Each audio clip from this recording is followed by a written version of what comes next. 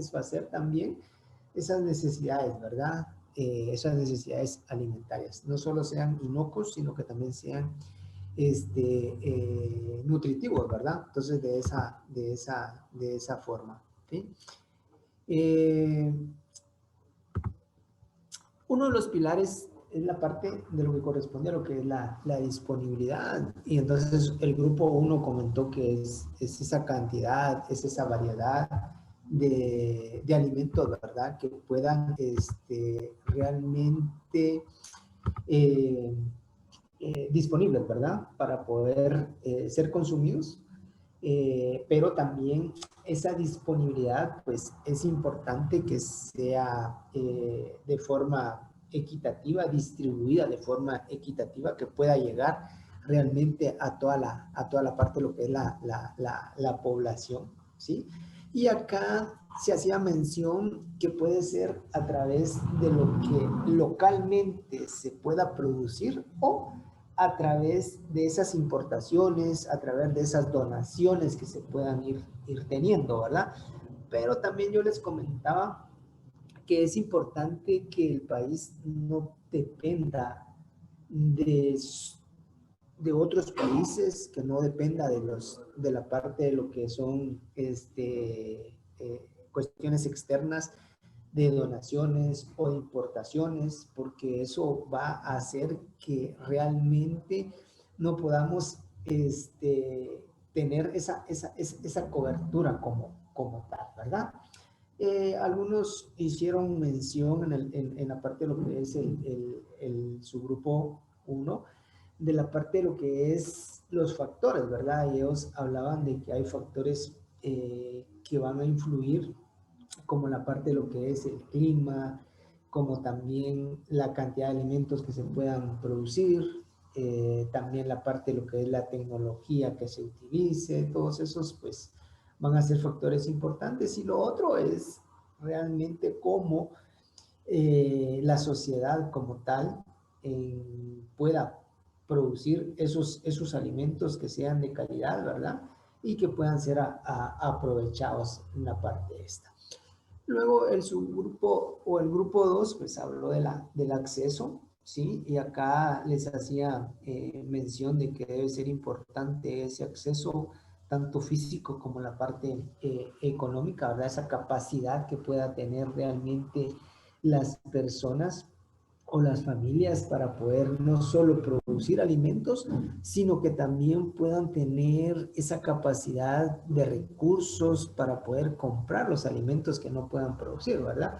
¿Sí? Entonces, de esa manera. Y acá les hacía mención de la importancia de poder definir lo que es la canasta básica de alimentos, ¿sí? Como ese conjunto de alimentos que pueden tener, ¿verdad? Y que sean necesarios para poder satisfacer esas necesidades mínimas de energía, de proteína, que tenga el núcleo familiar, ¿verdad? Y que se pueda ajustar a todas esas condiciones como tal. Entonces, hablamos de que esa canasta básica de alimentos y también de la canasta ampliada, o sea, la canasta básica vital, perdón, o canasta ampliada, que ahí pues ya incluye lo que corresponde a la educación, la parte de lo que es la recreación, la parte de lo que es la salud, la parte de lo que es el vestuario como tal, ¿verdad? Sí. Y luego la parte de lo que es el consumo, ¿verdad? Esto se ve influenciado por patrones culturales, de igual manera el nivel de ingreso que pueda tener, esa capacidad de compra que pueda existir, ¿verdad? Y también es importante en la parte esta es el conocimiento que pueda tener las personas de cómo preparar esos alimentos, de conocer de que de repente en la comunidad hay algún alimento que ellos no conocen, cómo se pueda aprovechar o cómo se pueda cocinar y de esa manera pues irlo utilizando, ¿sí? Y luego la utilización biológica, ¿verdad? Como el cuarto pilar, que esto se hace referencia a esa capacidad que pueda tener el organismo, ¿verdad? de poder aprovechar al máximo todos esos nutrientes que le puede aportar un alimento. Y también de nada me serviría que un alimento pueda tener gran cantidad de nutrientes si el organismo realmente no los puede ir aprovechando, ¿verdad? ¿Sí? Entonces, de esa manera. También acá pues se hace mención mucho a lo que corresponde a lo que son las condiciones que pueda tener la persona, el estado de salud, que esos alimentos también sean inocuos, cómo se vayan a preparar y todos esos hábitos de higiene que puedan ser. ¿Sí? No sé si hay alguna duda o estamos claros con eso.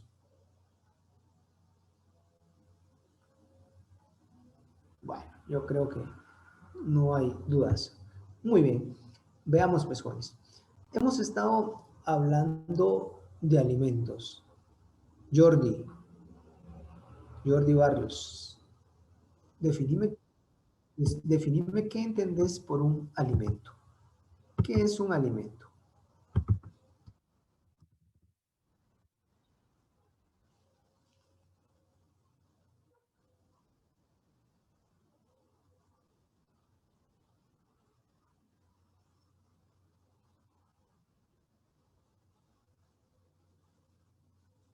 Okay, muchas gracias, Jordi. Casia, Juan.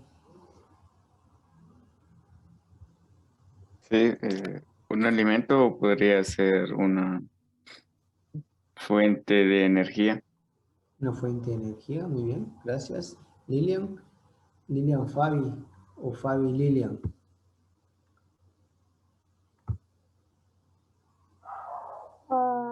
Yo creo que un alimento es un conjunto de, no sé, sustancias que nos brindan em, los nutrientes necesarios para poder vivir.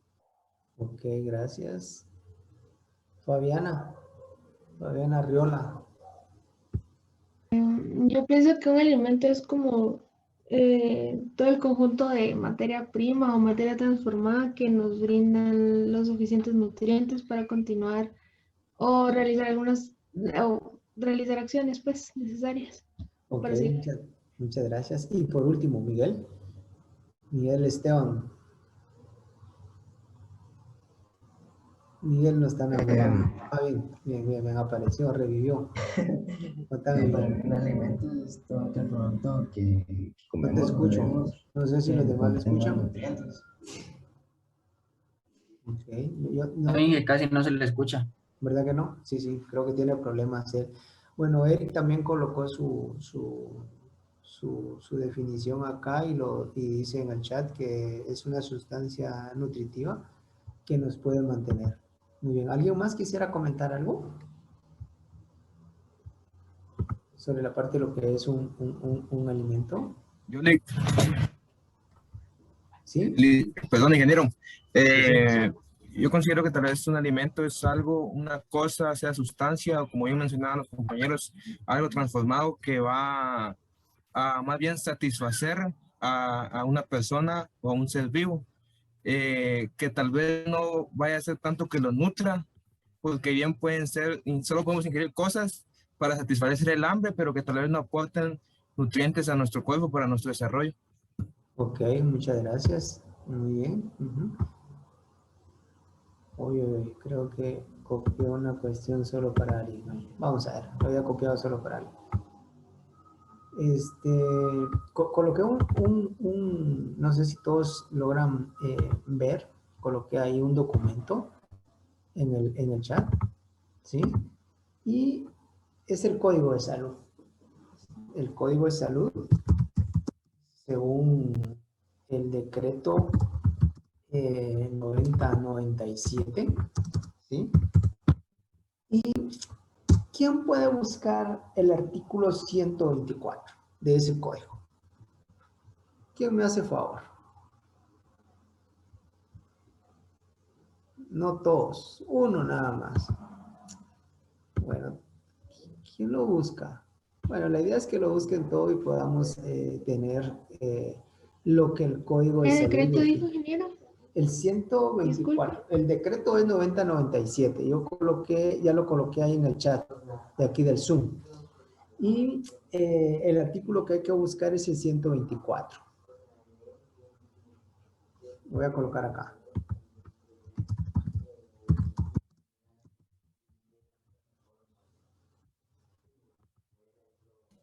Artículo 124, dijo Inge. Es correcto.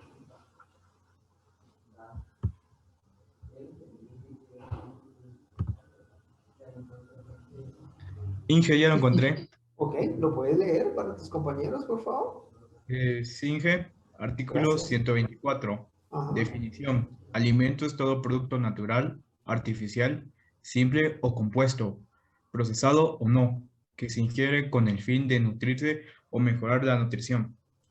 Y los que se ingieran por hábito o placer, aun cuando no sean con fines nutritivos. Ok, o sea, alguien había comentado hoy acerca de esto, ¿verdad? Había dicho de que realmente el alimento, pues, o un alimento puede o no puede nutrir, ¿verdad? Ese alimento puede ser el consumo solo para poder satisfacer ciertas necesidades o ciertos placeres como tal, ¿verdad? De esa manera, ¿verdad?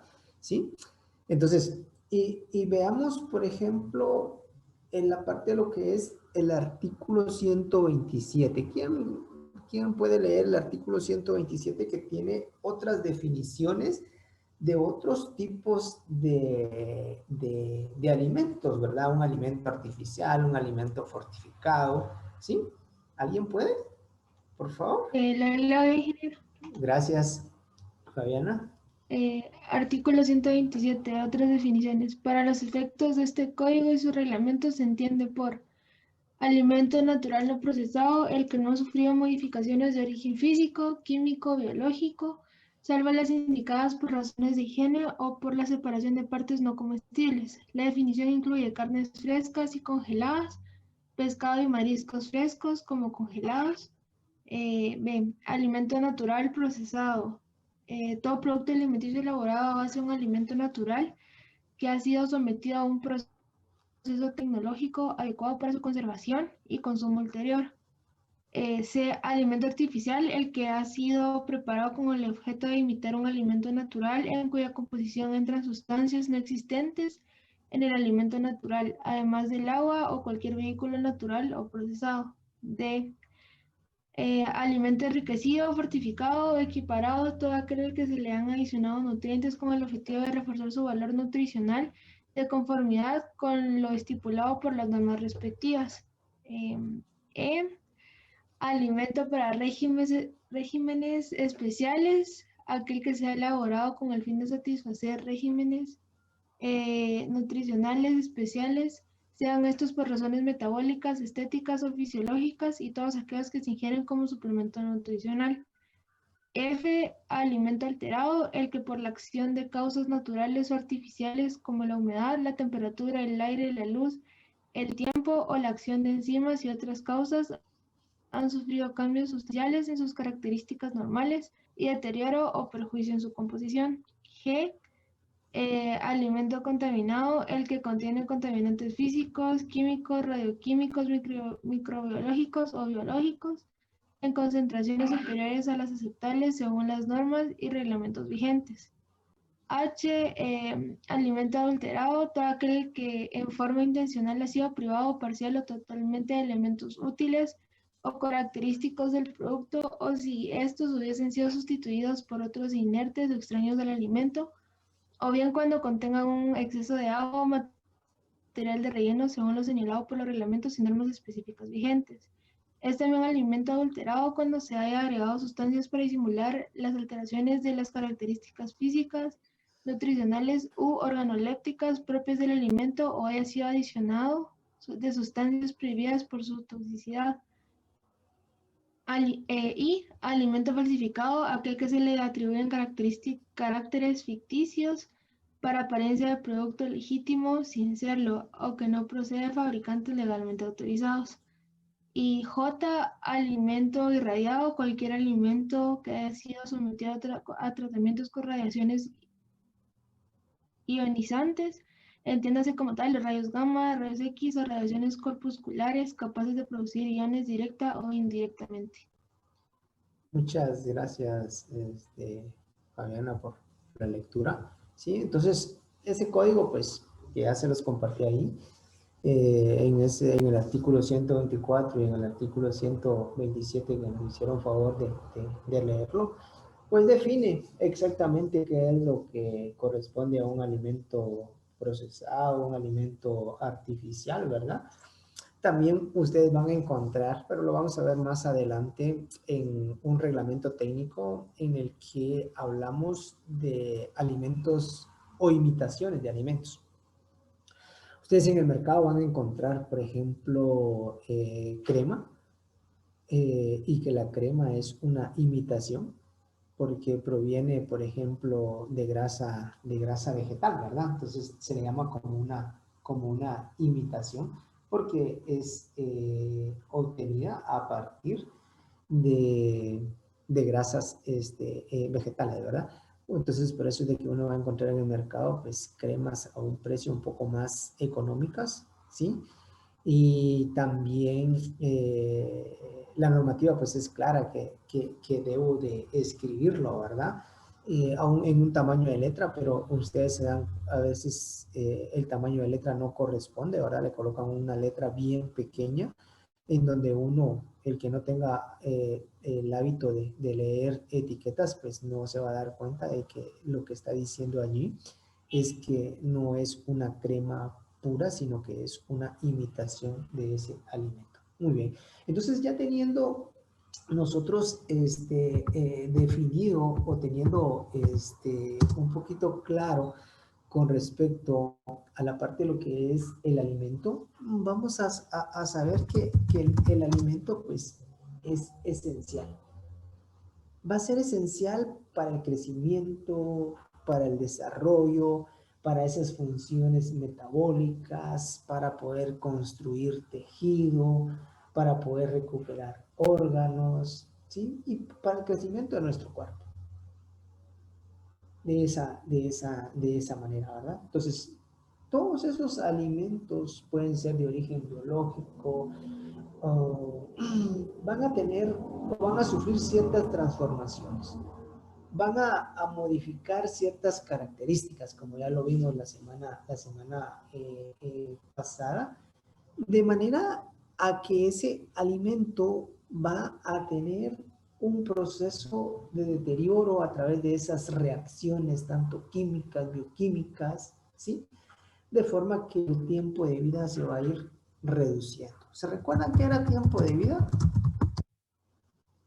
¿Se recuerdan? Es como el lapso de tiempo donde, o la duración de que un producto pueda mantener todas sus propiedades físicas. Ok, muy bien. De esa manera, ¿verdad? Propiedades no solo físicas, sino propiedades químicas y la parte biológica, ¿verdad? Sí. Entonces, ¿por qué creen ustedes que es o cuáles son los objetivos de poder conservar el alimento? ¿Quién quiere compartir? ¿Cuáles son los objetivos realmente de poder conservar ese alimento?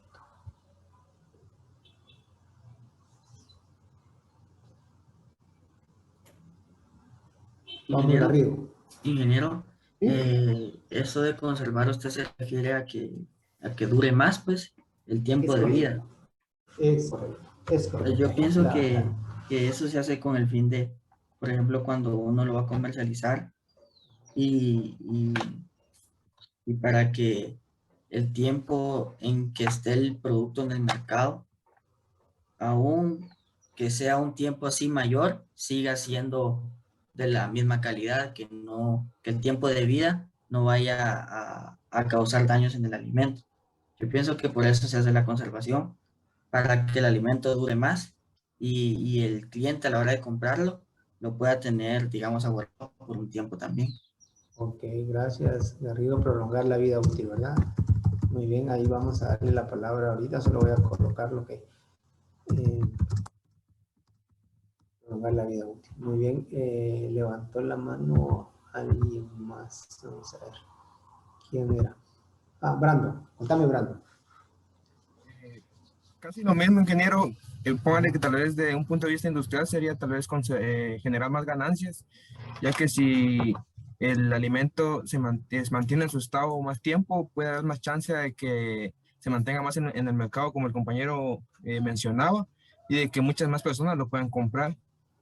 Para las personas tal vez que lo compran o que lo ingieren, sería como que tener más chance de que ese alimento se encuentre en un buen estado para poder consumirlo, ya que hay algunas cosas de que tal vez por el número de personas de que se encuentran en la familia, tal vez no se acaban de un solo, o no se las pueden comer así de un solo, y las personas se tienden a hacer como que técnicas tradicionales, digámoslo en casa, para poderlas irlas conservando. Tal vez sería también mantener el sabor, que no cambie. Ok. Bueno, ingeniero. Muchas gracias, es correcto también ahí. También Yamilet escribió en el chat y dice evitar el deterioro del producto, ¿verdad?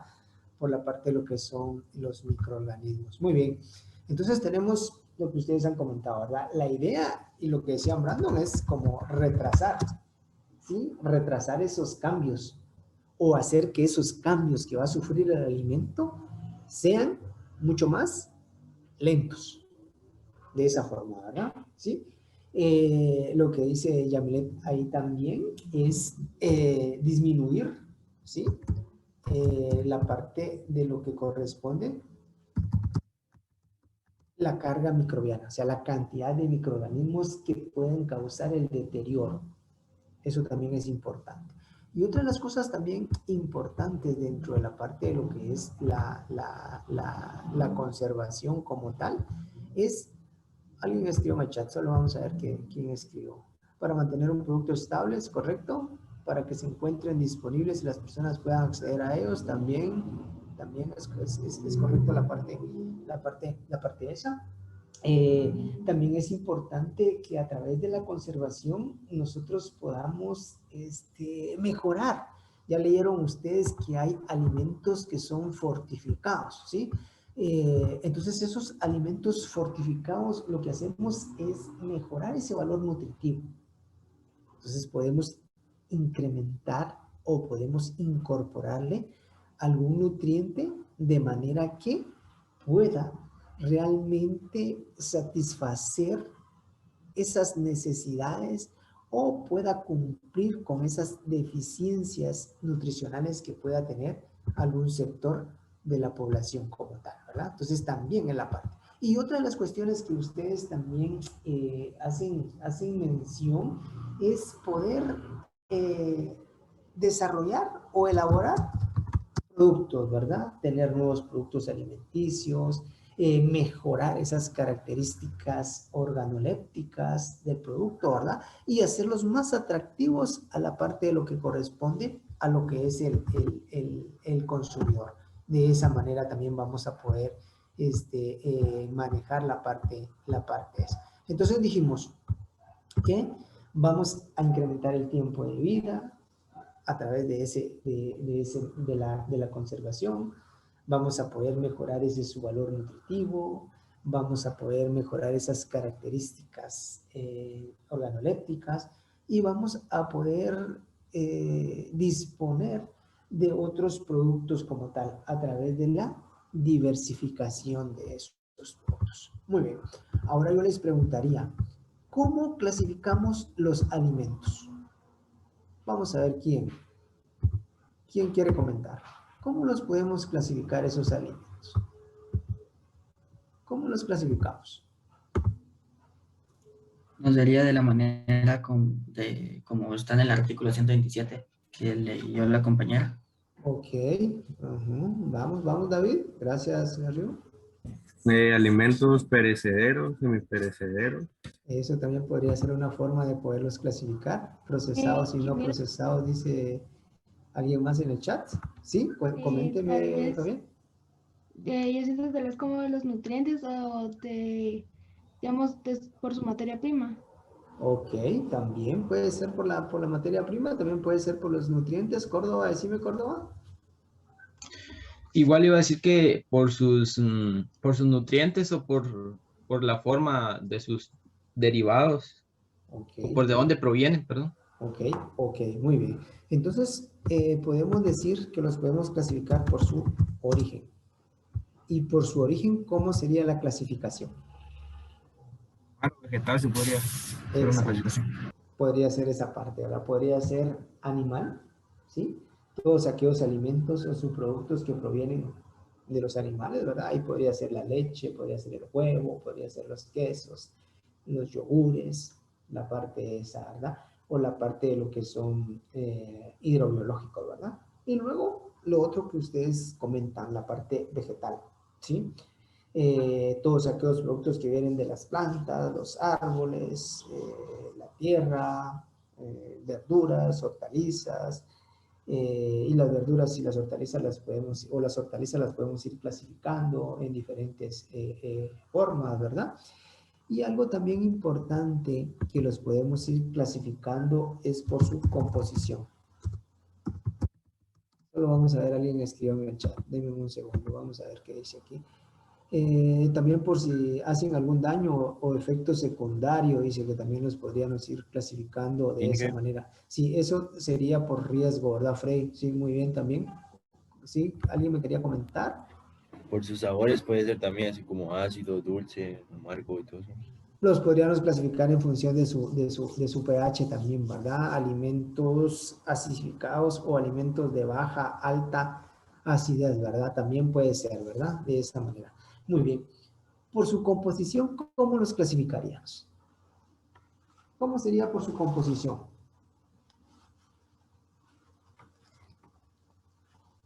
¿Alguien puede comentar? Tal vez si es líquido o sólido. Líquido o sólido. Cuando hablamos de composición, tal vez me estoy refiriendo a la parte de lo que son las macro o micromoléculas que pueda tener. ¿Alguien más escribió en el chat? Pueden ser proteicos. Es correcto. Líquido sólido, dice David. Proteicos, muy bien, puede ser por la parte esa. Entonces sí podemos decir que por su composición pueden ser aquellos que van a predominar la parte de lo que son su aporte de carbohidratos. Se les llaman glucídicos. Lo voy a colocar acá, ¿sí? Glucídicos, que son los que aportan o lo que predomina en su aporte son los carbohidratos.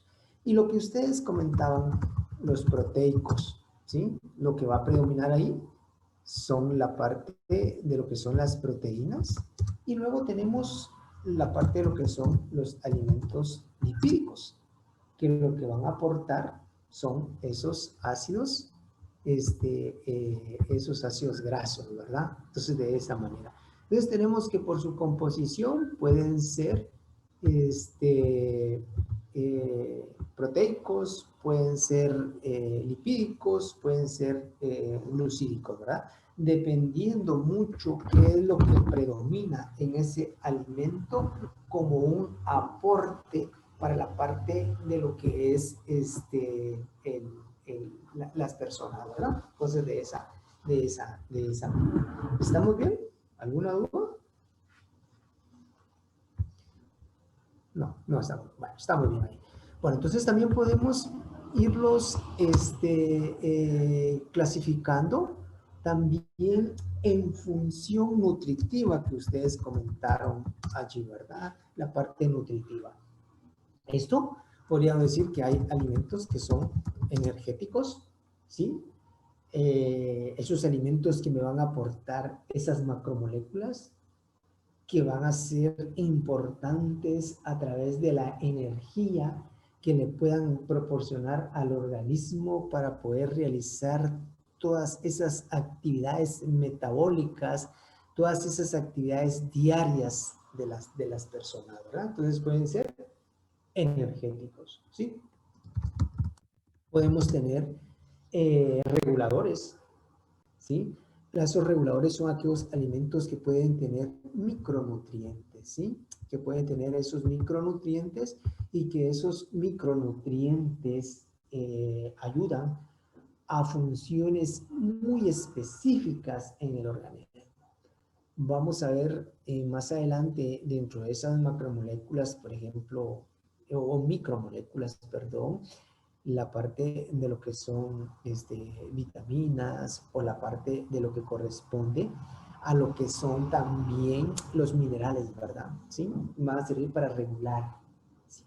Y también algunos autores hacen mención a estos alimentos que tienen ciertas características plásticas, ¿sí? Ciertas características plásticas. ¿Qué se refiere a esto? Se refiere que esos alimentos van a ayudar, por ejemplo, a la reparación o mantener tejidos de esa manera, ¿sí? Van a ayudar a mantener los tejidos. También van a encontrar ustedes que vamos a tener los alimentos clasificados también en función de si son alimentos perecederos, semiperecederos o no perecederos, ¿sí? Entonces, vamos a tener alimentos perecederos, ¿sí?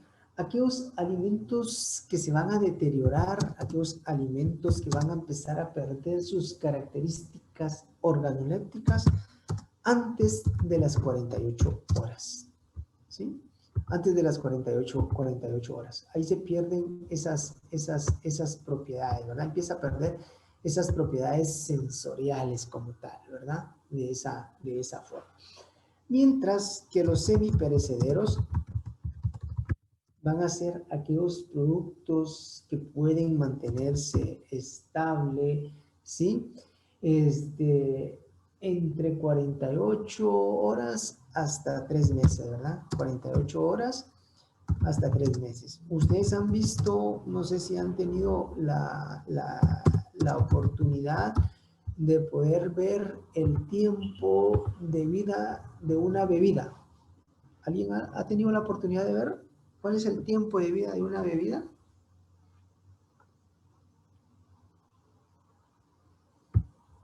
Una bebida carbonatada, por ejemplo, o algo más, una cerveza, por ejemplo, ¿sí? Su tiempo de vida son 90 días. A los 80 días, esa cerveza empieza a perder ciertas propiedades. Se puede precipitar, ¿sí? Las mismas proteínas se tienden a precipitar y empiezan a haber separaciones de fases, ¿sí? O empieza a cambiar la parte de lo que son sus características de sabor. Alguien escribió en el chat, solo vamos a ver cuál es la consulta. Ah, bueno, Garrido dice que no conoce, eso sí sabe, eso no se lo creo mucho, pero está muy bien, muy bien. Entonces, de esa manera, ¿verdad? Tenemos la parte de ese tipo de bebidas. Y aquellos alimentos no perecederos, ¿sí?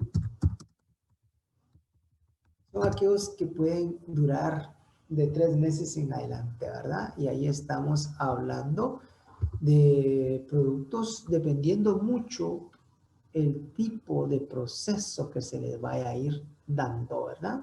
¿Sí? Tipo de proceso que se les vaya realizando. Entonces podemos tener productos, por ejemplo, 2 años. Hay productos que puedan estar envasados en envases de hojalata, valga la redundancia, ¿verdad? Que pueden tener hasta 5 años de tiempo, ¿sí?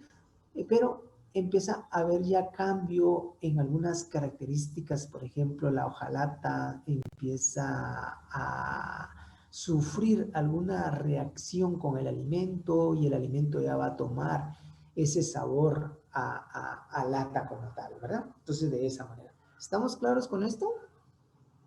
Ingeniero, una pregunta. ¿Me podría dar algún ejemplo de un producto plástico? ¿Podría ser la gelatina?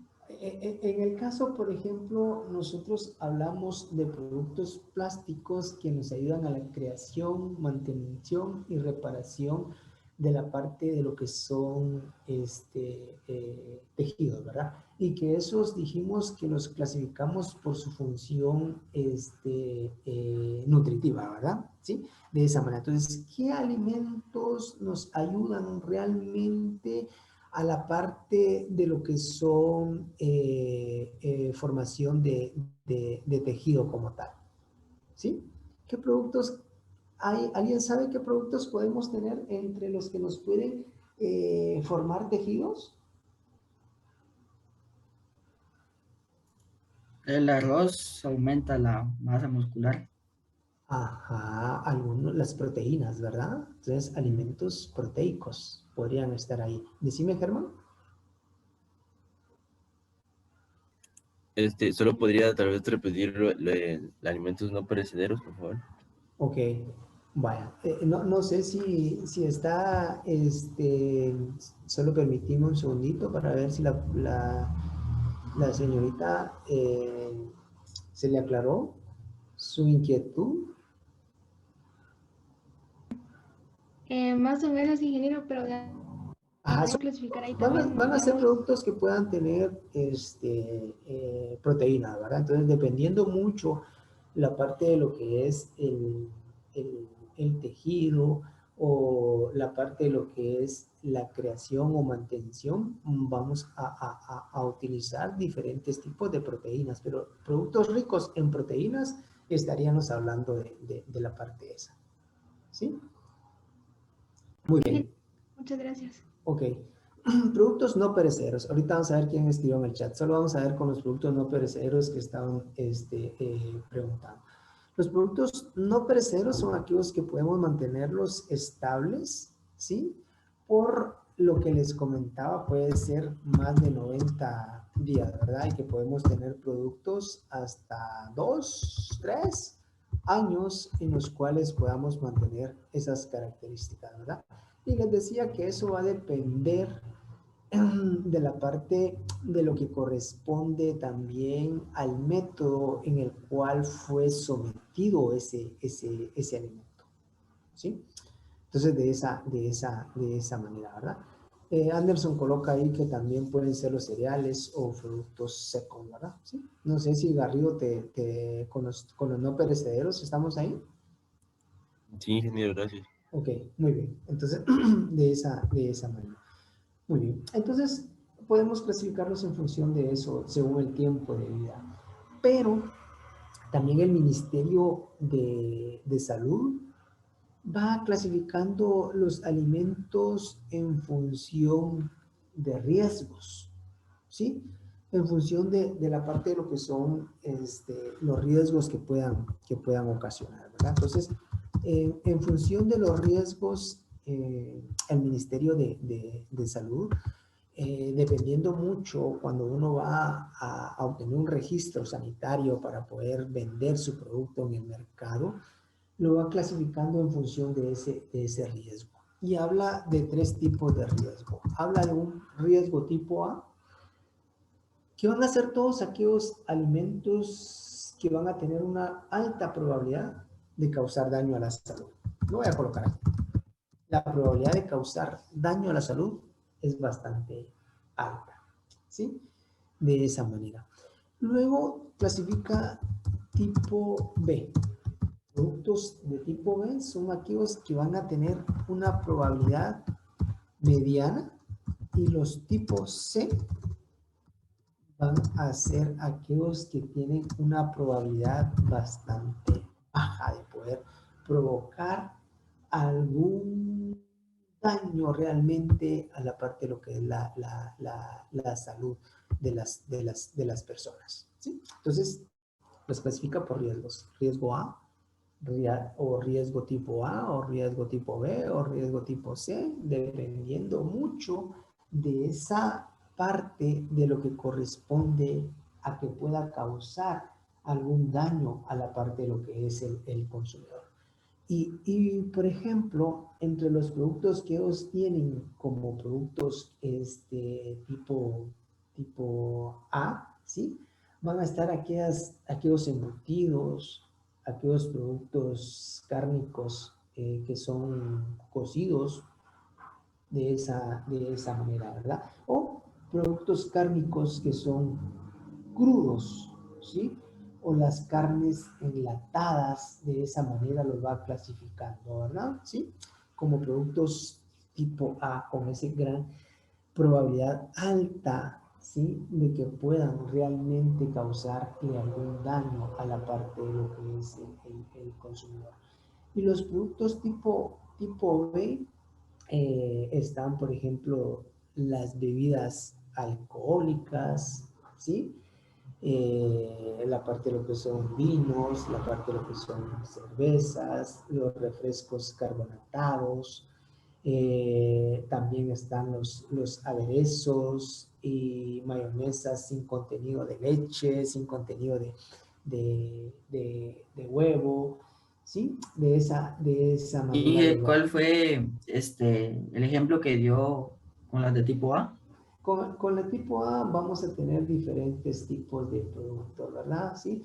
Ahí les decía que hay productos cárnicos crudos, la parte de lo que son las carnes enlatadas, que pueden ocasionar algún tipo de problema de nada, ¿verdad? ¿Sí? Y también ahí podemos tener esas mayonesas que van a tener leche y huevo. Mientras que en la B, mayonesas o aderezos que no contienen leche ni la parte de lo que es el huevo. No sé si te aclaro ahí. Sí, gracias. Ok, ¿alguna duda más?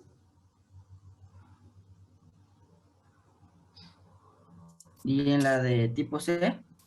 Bueno, en el caso, por ejemplo, de los productos que son tipo C, la probabilidad de que venga que un producto te pueda causar algún daño, ¿sí? O que tu daño pueda ser muy bajo, van a ser, en el caso, por ejemplo, frutas, en el caso de las hortalizas, que no, al menos que puedan tener una carga microbiana demasiado alta, que esto te pueda ocasionar, ¿verdad? Que no haya habido pasado por un proceso de lavado, un proceso de desinfección de forma adecuada y que pueda tener alguna carga microbiana, ¿verdad? De esa manera, ¿sí?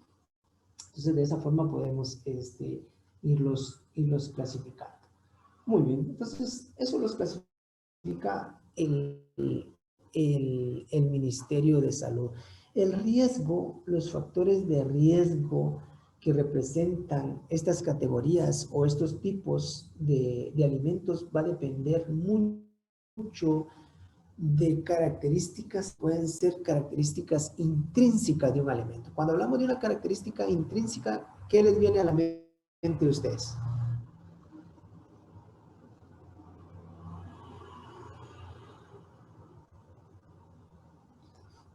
Cuando digo intrínseco, les viene a la mente Anthony García. Anthony no está en la jugada. Vamos a preguntarle a alguien más. Anthony no. César Morales, César Alfredo. Ingeniero, no se me ocurre nada. No, Ok, no lo. ajá. Ok, gracias.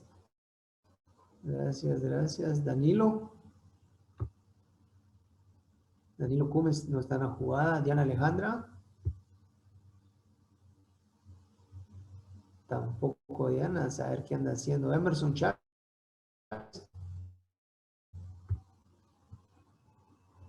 Ingeniero, a mí no me quedó muy claro eso de intersecto. ¿Sobre cuál? Sobre lo de intersecto. Emerson. Sí, ingeniero. ¿Me escucha? Ahora sí. Es que a mí no me quedó muy claro eso de intersecto.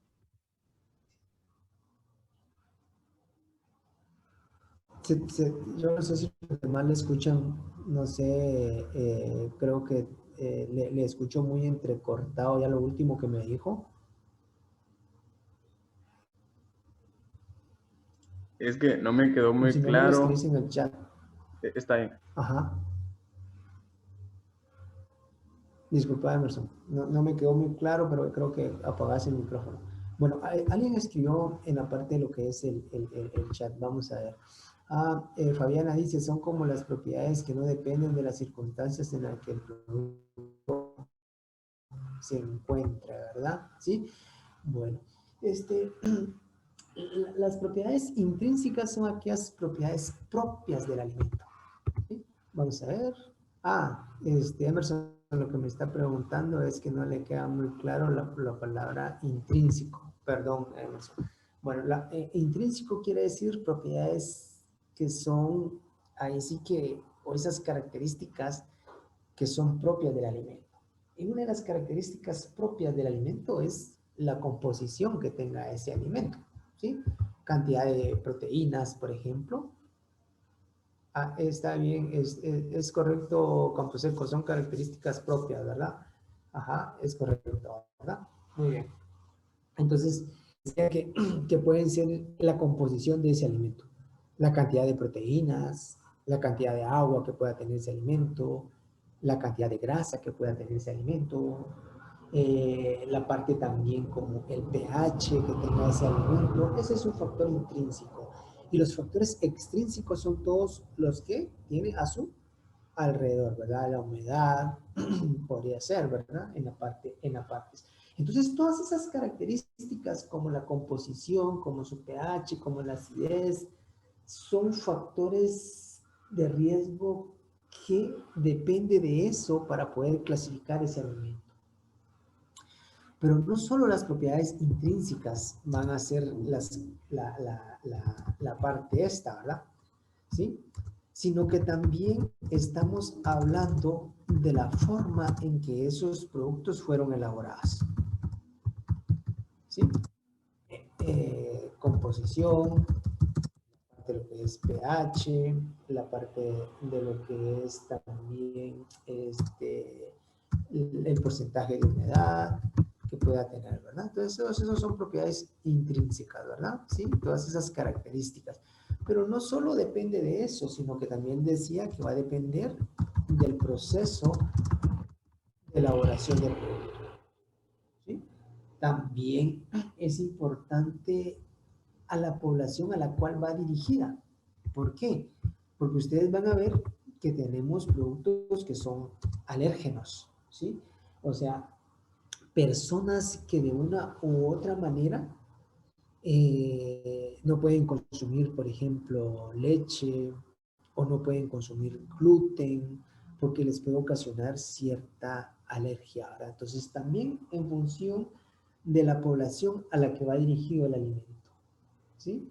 Otra de las condiciones también para poder colocar a un producto en riesgo o el factor de riesgo son sus condiciones en las cuales ese producto ha sido almacenado, también va a ser uno de los factores de riesgo. Entonces, vamos a decir que para poder indicar si un alimento es de tipo A, es de tipo B o es de tipo C, va a depender mucho de esas propiedades intrínsecas, de esos procesos de elaboración, de la parte de lo que es la forma en que se preparan y la forma en que se van almacenando, ¿verdad? ¿Sí?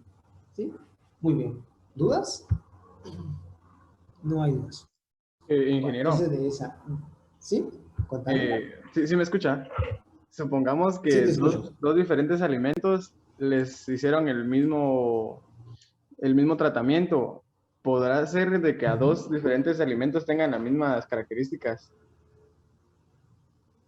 Ok, eso va a depender mucho de la parte de lo que son ingredientes. Y si te recordás, por ejemplo, dijimos que los aderezos, que se les incluya huevo, que se les incluya leche, van a estar clasificados en un riesgo diferente a los que no contienen ese tipo de ingredientes. Entonces va dependiendo del tipo de ingrediente que vaya a tener, de esa composición o de ese método al cual es sometido el producto antes de poderlo tener en el mercado. No sé si te logro resolver tu duda. Sí, muchas gracias. Muy bien, Emerson. Bueno, entonces de esa manera, ¿verdad? ¿Sí? Algo otros ustedes van a poder ver que el ministerio también los puede clasificar en grupos de manera en de que de esa forma pues podamos decir, bueno, tenemos en grupo 1 leche o productos lácteos o derivados lácteos, perdón, ¿verdad?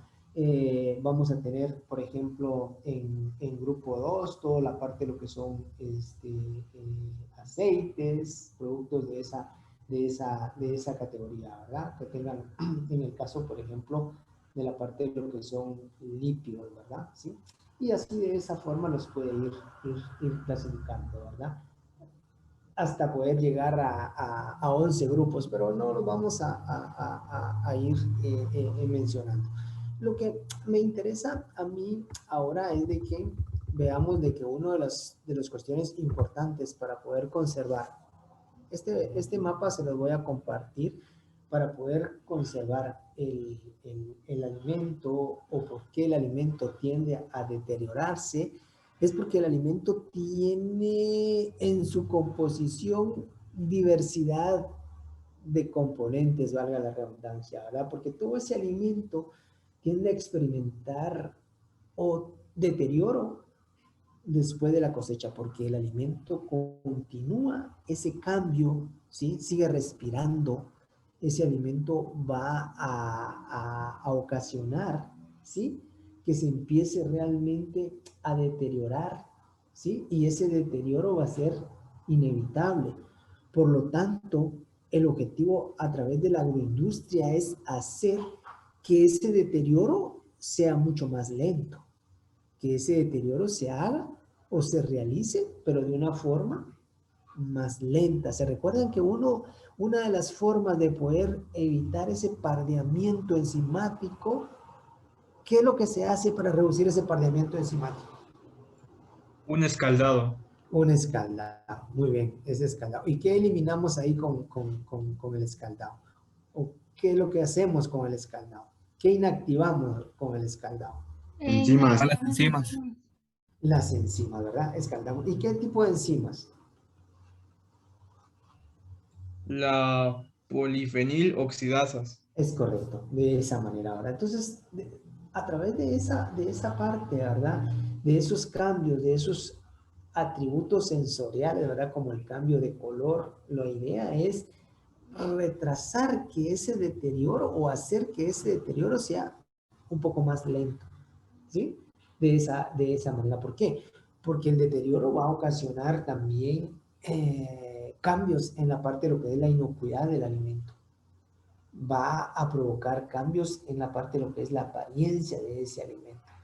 Puede cambiar también la parte nutricional. Entonces, cuando yo les pregunte a ustedes qué cambios incluye el deterioro del alimento, ustedes vienen y dicen, bueno, hay cambios sensoriales. Esos cambios sensoriales va a ser la apariencia que pueda tener el producto, la textura que pueda presentar el producto, el color que pueda tener el producto, ¿sí? Puede afectarse la inocuidad del alimento, ¿sí? Pueden afectarse esa parte nutricional del alimento como tal. Entonces, todos esos cambios, ¿verdad? Pero también quisiera que ustedes me definieran qué es un riesgo. ¿Qué entienden ustedes como un riesgo?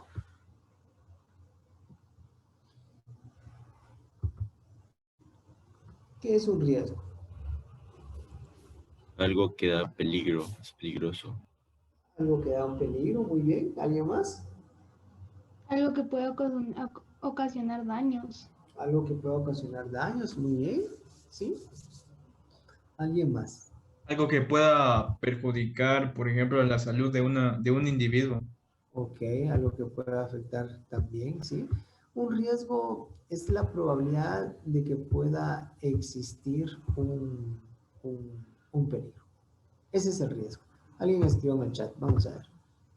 Posibilidades de sufrir un daño, dice Yamilet. Ajá, muy bien. Entonces tenemos ahí que la parte de lo que es el riesgo, ¿sí? Que el riesgo es la probabilidad de que pueda existir un peligro. ¿Y qué es un peligro? ¿Qué es un peligro?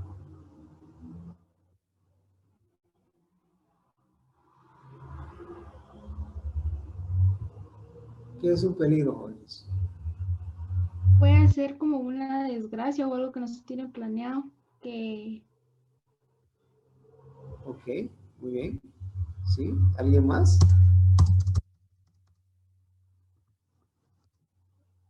¿Más? Ya no. Bueno, un peligro es todo ese agente físico, todo ese agente químico o todo ese agente biológico que le pueda causar daño, ¿verdad? ¿Sí? De esa manera. Entonces, el riesgo es la probabilidad de que exista un peligro. Y el peligro es todo aquel agente, tanto físico, tanto químico o biológico, ¿verdad? Que pueda causarle algún daño. Bueno, ¿qué necesita realmente un alimento para poderse deteriorar? Un alimento para deteriorarse va a necesitar condiciones, ¿verdad? Necesita condiciones, necesita humedad, ¿sí? Además de necesitar humedad, necesita oxígeno, ¿sí? También necesita de nutrientes de esa manera, ¿verdad? Entonces, hay factores que tienden a causar ese deterioro, ¿sí? Esos factores pueden ser las temperaturas. Nosotros podemos tener, por ejemplo, temperaturas altas o temperaturas bajas. Si nosotros sometemos un alimento a temperaturas muy altas, pues los microorganismos de deterioro se van a encontrar como en condiciones óptimas para poder descomponer ese producto. O si nosotros venimos y lo sometemos a temperaturas muy bajas, temperaturas que no pueda soportar el alimento, eso también le va a ocasionar algunas quemaduras al alimento, ¿sí? Entonces, las temperaturas, tanto el calor como el frío, pueden ocasionar problemas. La luz, por eso ustedes ven que algunos alimentos son colocados, por ejemplo, en envases oscuros, de manera de no afectar o que no haya alguna reacción como tal. El oxígeno, pero ustedes me van a decir, bueno, pero hay microorganismos que tampoco que pueden crecer en ausencia de oxígeno, es correcto, pero hay microorganismos también que necesitan oxígeno. La humedad,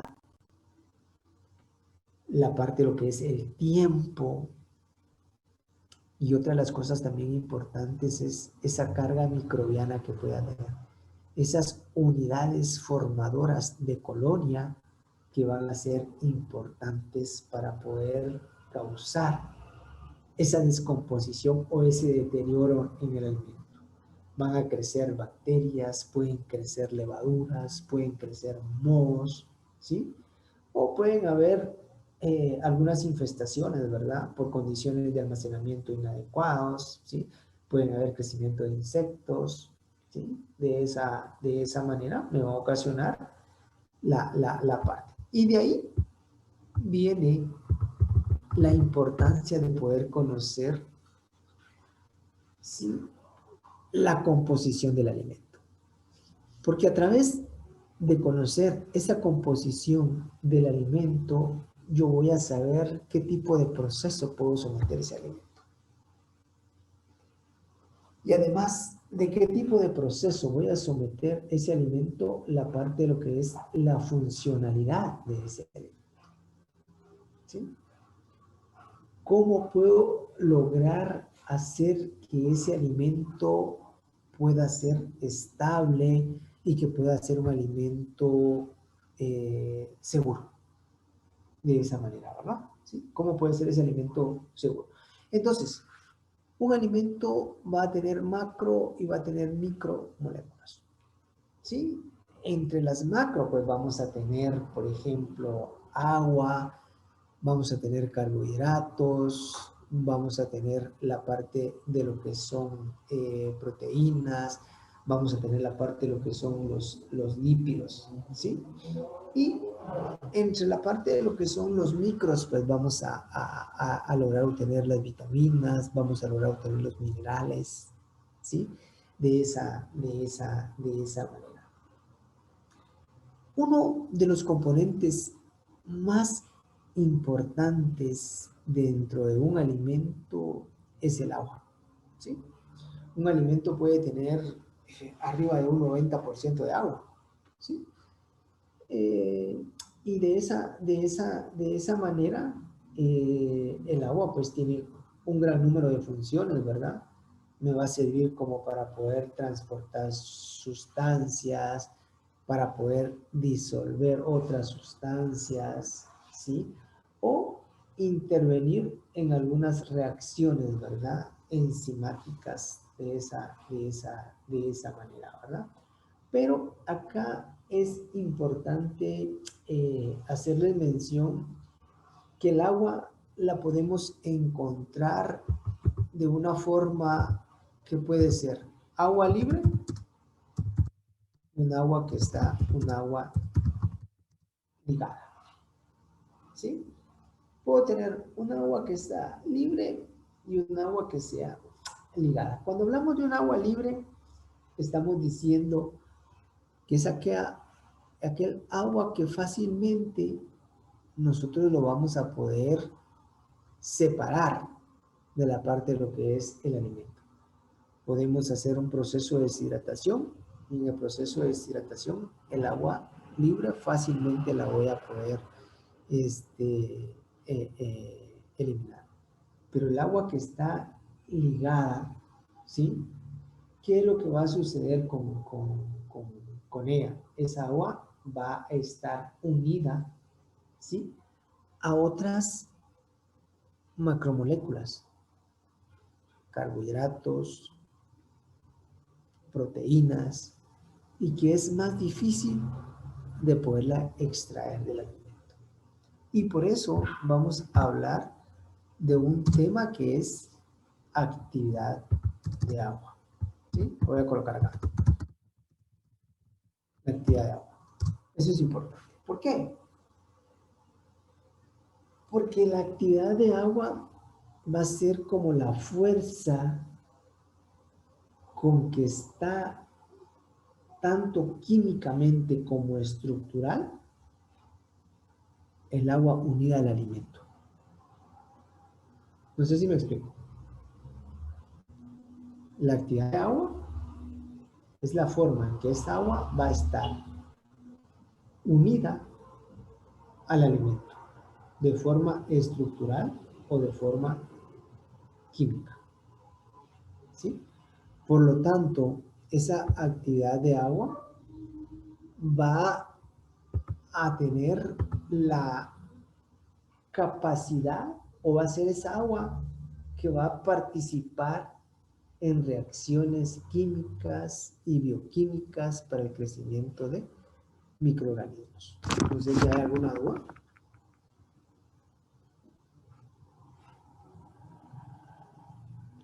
Ingeniero, disculpe, que podría repetir lo último, por favor. Tendrá la capacidad de participar. No logré escuchar. Ok, muy bien.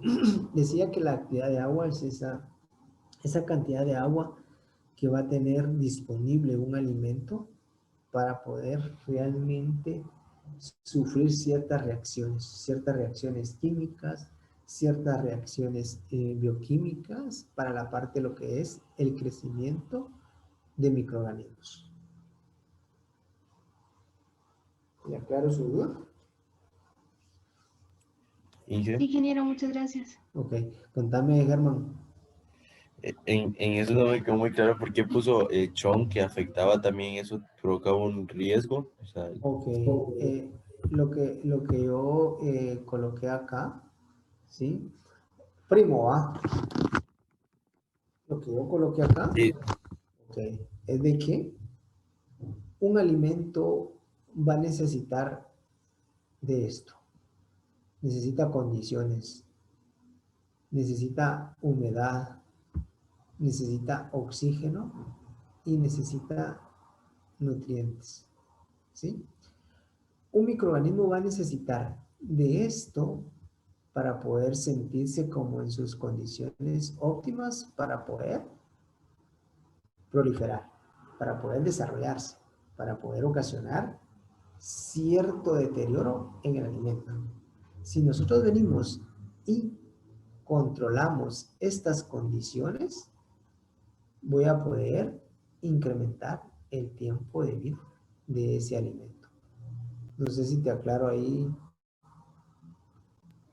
Sí, ingeniero, gracias. Ok. Muy bien. Bueno, entonces de esa manera.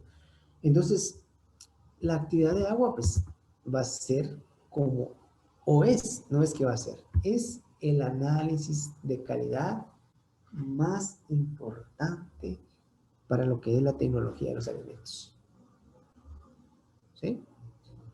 A la hora de poder ver o poder hacer un análisis, vamos a poder decir que la actividad de agua es el análisis que me va a poder predecir el tiempo en que un alimento pueda realmente mantenerse. No sé si me explico.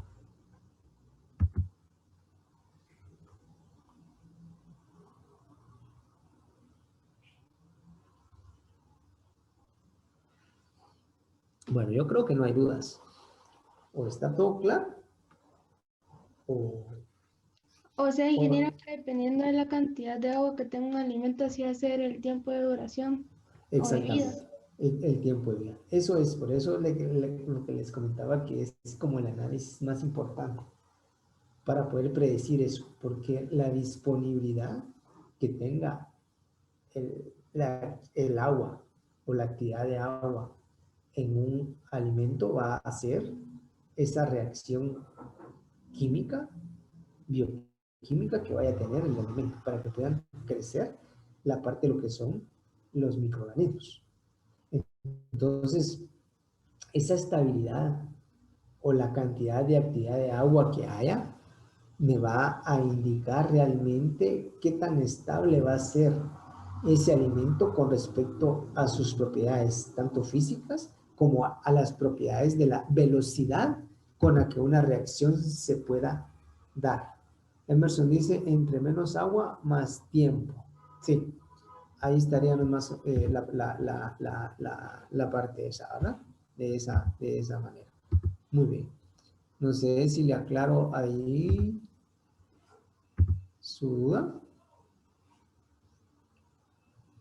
Bueno, entonces de esa manera. La actividad de agua va de 0 a 1. De esa manera. Entonces, la mayoría de bacterias no crecen en actividades por debajo de 0,90, por ejemplo. Pero la mayoría de mohos, la mayoría de levaduras dejan de crecer por debajo de una temperatura de 0,6. O sea, si nosotros, de una temperatura, de una actividad de agua, o sea, si yo tengo una actividad de agua de 0,6 hacia abajo, el crecimiento de microorganismos va a ser más difícil, ¿verdad? Por supuesto que si yo voy a someter ese producto a condiciones de almacenamiento inadecuadas, condiciones de almacenamiento en las cuales pueda propiciar, ¿sí?, que esos microorganismos de deterioro se empiecen a proliferar. Entonces, de esa manera. Las bacterias, ¿en qué actividad de agua crecen? ¿Qué les dije? Yo creo que hoy sí se durmieron ustedes. Yo creo que dijo 0.98, creo que dijo. 0,90. Ah, Ajá, 0,90. ¿Sí? De esa manera. Entonces, por ejemplo, alguien escribió en el chat. Vamos a ver. Ahí está. Y Avileta escribió ahí 0,90. Muy bien. Entonces, la actividad de agua va de 0 a 1, mientras que el porcentaje de humedad va de 0 a 100%, ¿verdad? ¿Sí? Entonces, si nosotros venimos, por ejemplo, todos esos productos frescos o productos enlatados, como la carne, como el pescado, o como las salchichas que se colocan en salsa, o en agua y las encontramos en el mercado, esa actividad de agua de esos alimentos pues es bien alta, ¿verdad? ¿Sí?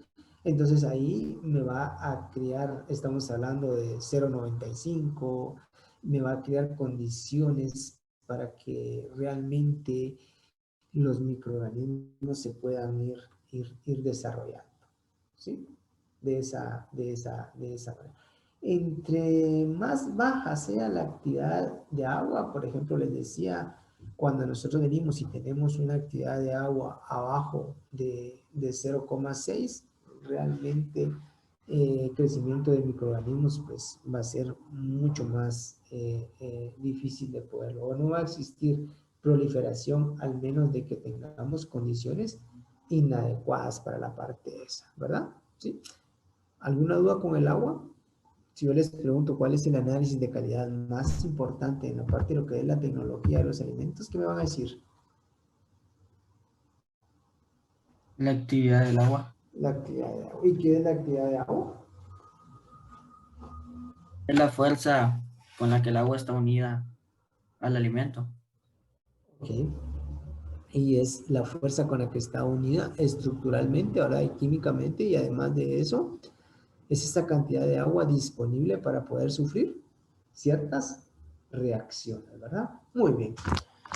Entonces, ahora vamos a hablar un poquito con respecto a la parte de lo que son los carbohidratos, ¿sí? Tenemos aquí la parte de lo que son los carbohidratos. ¿De qué están formados los carbohidratos?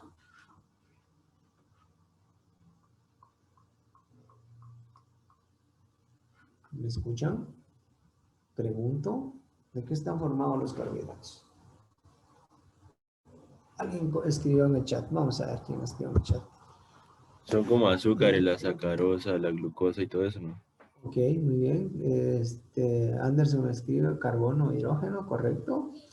Los carbohidratos son compuestos, ¿verdad? Formados por carbono, formados por hidrógeno, formados por oxígeno, ¿verdad? Los carbohidratos pues son los más abundantes en la parte de lo que es la naturaleza, ¿sí? Y los más consumidos. Si yo les pregunto a ustedes cuántas kilocalorías me proporciona un carbohidrato, ¿qué dirían ustedes? ¿Cuántas kilocalorías?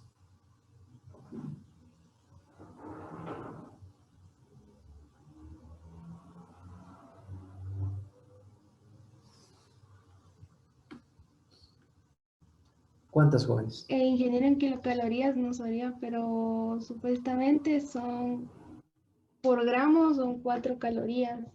Ok, ajá. Sí, son 4 kilocalorías por gramo, ¿verdad? Que es lo que me va a proporcionar, ¿sí? Entonces, lo que les decía que son compuestos muy abundantes, ¿verdad? Y que son los más consumidos, proporcionan 4 kilocalorías. Algo también importante entre las funciones de los carbohidratos son fuente de energía, ¿verdad? ¿Sí? Son energéticamente. También me sirven como ahorro de proteínas. ¿Por qué decimos que son ahorro de proteínas? Porque el cuerpo empieza a consumir primero la parte de lo que corresponde a los carbohidratos. Y cuando es insuficiente, empieza a utilizar las proteínas para fuentes energéticas. ¿Sí? No sé si me explico. ¿Qué es lo que sucede? El cuerpo viene y lo primero que utiliza como fuente de energía son los carbohidratos. Se le termina la fuente de carbohidratos y empieza a utilizar la parte de lo que corresponde a las proteínas con un fin de proporcionarse energía. ¿Sí? Okay. Ingeniero. Muy bien. También me sirve como un regulador del proceso metabólico de las grasas, ¿sí? Recuérdense que también los carbohidratos son estructurales, ¿verdad? ¿Sí? De esa manera. ¿Cómo clasificamos los carbohidratos? Ya se les olvidó biología. ¿Cómo los clasificamos?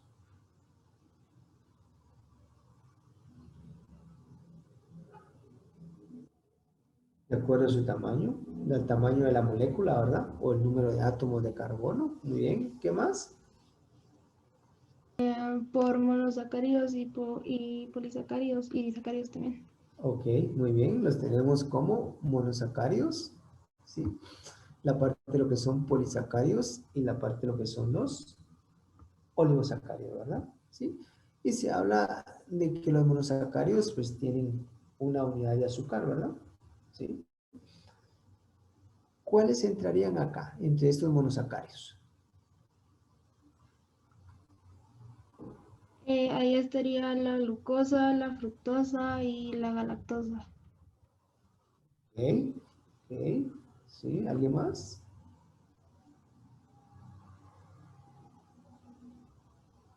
¿Con monosacáridos? ¿Qué características tienen los monosacáridos?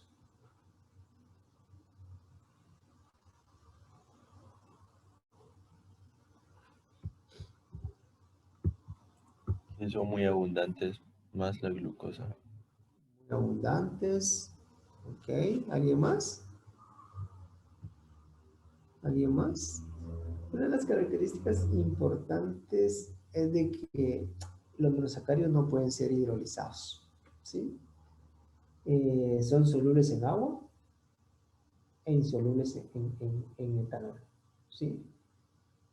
Recuérdense que los monosacáridos son los monómeros o las unidades básicas de los carbohidratos más complejos, ¿verdad? ¿Sí? De esa manera los tenemos. Uno de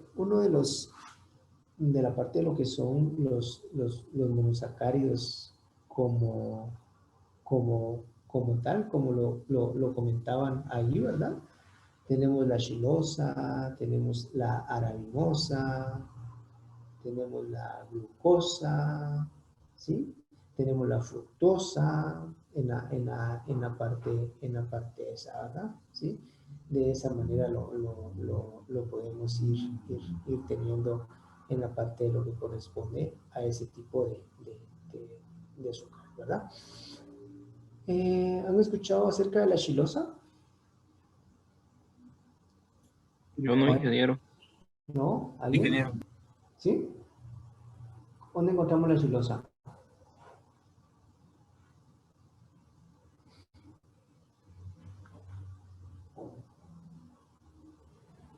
Hoy sí están muy callados ustedes, jóvenes. ¿Qué están preocupados? El inicio de la semana no es muy placentera. Quisieran seguir el fin de semana largo. En materia Es de que hoy inician a retrasar. Ah, la gran, es por eso que están estudiando entonces. Esa es la que está en la madera, Inge. Es correcto, la xilosa, ¿verdad? Es el azúcar de la madera, ¿verdad? Sí.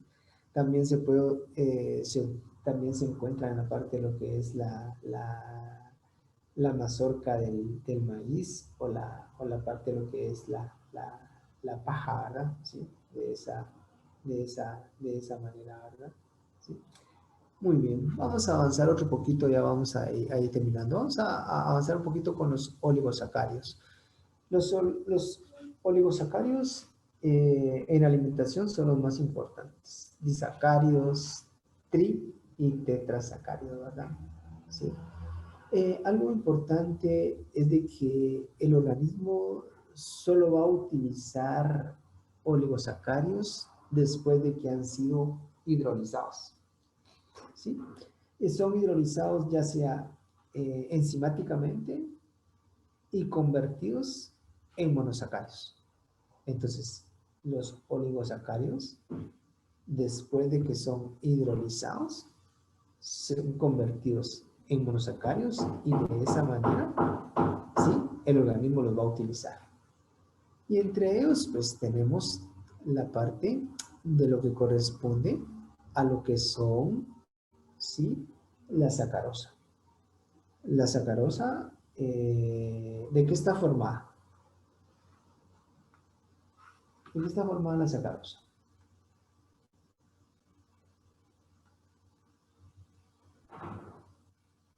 Fructosa y glucosa. Muy bien. Estamos ahí formados por una molécula de glucosa, ¿verdad? ¿Sí? Y otra de fructosa. ¿Qué características tiene? Tiene un alto grado de solubilidad. Tiene una alta capacidad de hidratarse. ¿Sí? Va a variar según el grado de maduración de los productos. Podemos tener más o menos, ¿verdad? ¿Sí? Y lo podemos determinar a través de la parte de lo que es un análisis de calidad a través de un refractómetro. Vamos a ver el día miércoles un videito cómo se logra hacer ese análisis para poder determinar la parte de lo que es el porcentaje de azúcar expresado como grados Brix, ¿sí? De esa manera lo vamos a colocar acá. Cómo realmente podemos lograr, por eso decía que va a variar según el grado de maduración de los productos, ¿verdad? ¿Sí? También es importante... Inge, ¿sí? disculpe que lo interrumpa. ¿Cuáles son esos los grados Brix?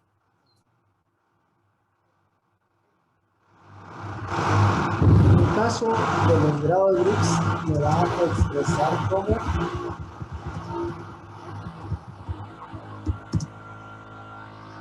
como ese porcentaje de azúcar que está presente en el producto.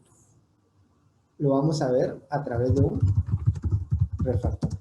Cómo realmente se refleja la luz para poder ver esa cantidad de azúcar que está presente en una fruta o en un alimento.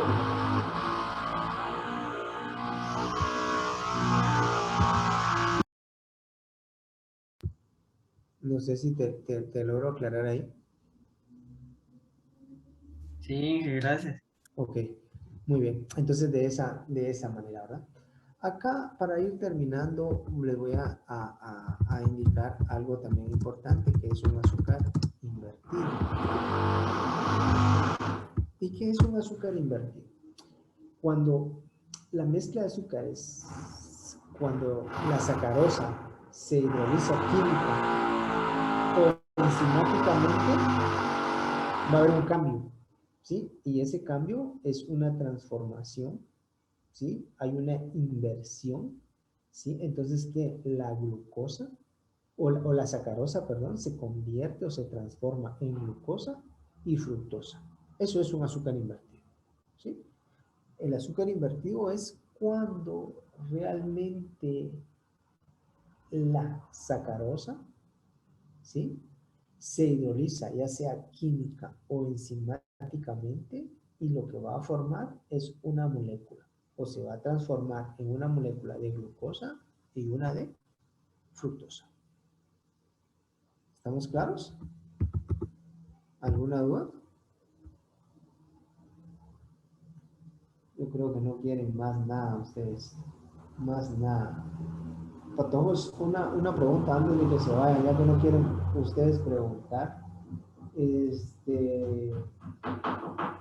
Ávila Cifuentes, ¿aún está en el grupo? No, ingeniero, ya no.